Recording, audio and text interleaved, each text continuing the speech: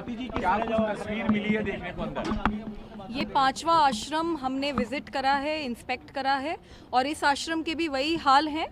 ये भी आश्रम ताले में बंद है, सारी जगहों पे ताले लगे हुए हैं।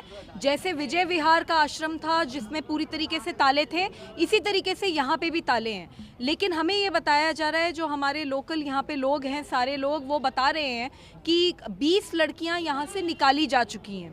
आज जब हम यहाँ पे आए तो यहाँ कुछ महिलाएं बैठी हैं, हमने कोई नाबालिग लड़की हमें नहीं मिली है और मैं इसीलिए बार बार सीबीआई से रिक्वेस्ट कर रही हूँ कि ये जो दिल्ली महिला आयोग और दिल्ली पुलिस एक्शन कर रहा है, इसकी जगह सीबीआई को तुरंत जितने भी इनके आश्रम हैं इस बाबा वीरेंद्र देव दीक्षित के, एक साथ रेड करके ये सारे के सारे आश्रम बंद करने चाहिए। इन महिलाओं को, बच्चियों को बाहर निकालना चाहिए और बाबा वीरेंद्र देव दीक्षित को अरेस्ट करना चाहिए।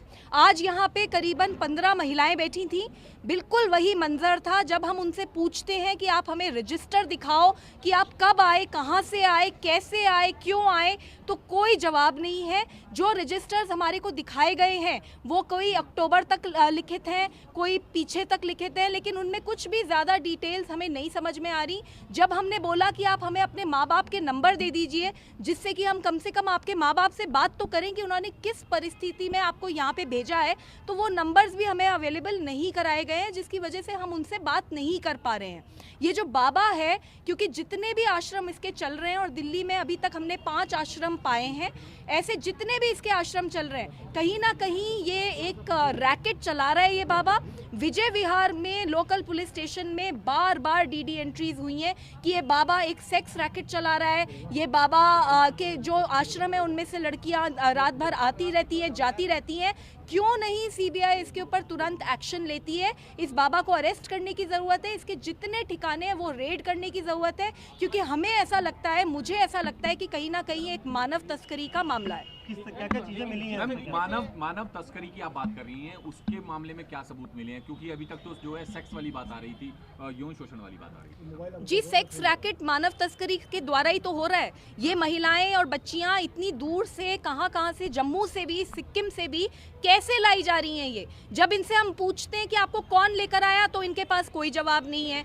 जब इनसे पूछते हैं कहाँ से आए, तो कोई जवाब नहीं है। इनको इतना ज़्यादा ट्रेन कर रखा है कि ये कोई जवाब ही नहीं देती। तो जब वो कोई ठीक से जवाब ही नहीं दे रहे, तो मन में प्रश्न तो उठता ही है ना कि इतनी महिलाएं जो लाई जा रही हैं और सेक्स रैकेट्स के आरोप हैं, तो कहीं ना कहीं मानव तस्करी का ही मामला लगता है। फरुखाबाद के एसपी से भी मेरी आज बात हुई है, उनसे मैंने पूछा कि वो जो महिलाएं उन्होंने बाहर निकाली थी, तो पता चल रहा है वो महिलाओं को भी अभी वापस आश्रम में वो लेकर चले गए हैं। तो सीबीआई को चाहिए सारी जगहों पे एक साथ रेड करे, बाबा को अरेस्ट करे और ये बंद करे ये, क्योंकि ये बाबा कहता है कि लव में उसके साथ परसेंटेज बढ़ाओ। बाबा कहता है कि जितना मेरे लव में तुम लवली होंगी, उतनी तुम लवली हो जाओगी। बाबा ये कहता है कि मेरे साथ सोओगे तो अच्छा आपको स्वप्न आएंगे, आपको डर नहीं लगेगा। तो ये बड़ी बातें हैं, इनके ऊपर जांच होनी बहुत ज़रूरी है। और मैं ये चाहती हूँ, क्योंकि मेरे को नहीं समझ आता कि कौन सा ऐसा अध्यात्म है जो बंद पिंजरों में सिखाया जाता है। जिन जिन आश्रमों में हम गए, वहाँ के जितने भी लोकल लोग हैं, आसपास के लोग हैं, वो इस आश्रम के खिलाफ हैं। तो कहीं ना कहीं हमें इसके खिलाफ मतलब इसके ऊपर एक्शन होना चाहिए, सीबीआई को तुरंत एक्शन लेना चाहिए। आपको लग रहा है मैम, एक सवाल और, कि आपको लग रहा है कि कहीं ना कहीं जो लड़की के घर वाले हैं उनको जान से मारने की कुछ ऐसी धमकियां दी गई ताकि लड़कियां बोल ना पाएं? जी, कहीं ना कहीं बहुत ज़्यादा गुप्त रूप से, एक सीक्रेट तरीके से ये पूरे आश्रम चल रहे हैं। और क्या कारण है जिस वजह से महिलाएं, बच्चियां बोल नहीं पा रही? क्या इनकी कोई सीडी बना रखी है?